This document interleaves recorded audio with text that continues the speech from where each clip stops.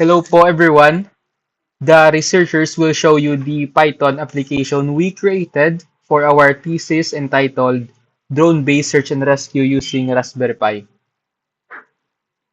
Upon opening the application, it will direct to the Search Operation tab showing the live camera feed on the left side and map on the right side. And since we're inside the house right now, there's no GPS satellite, so the map would be unavailable.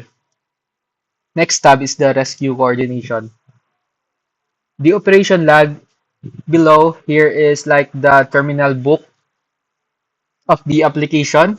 All recent person detected and sent messages are displayed in here. We can also click this button to send messages in Telegram. And also here we can mark the area as search on the map view. Next tab is the person history tab or the detections tab.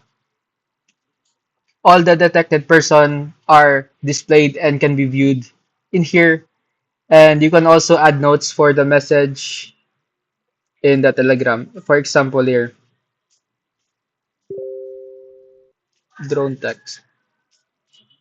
Hello. That would be all for the system UI application. Thank you very much for listening.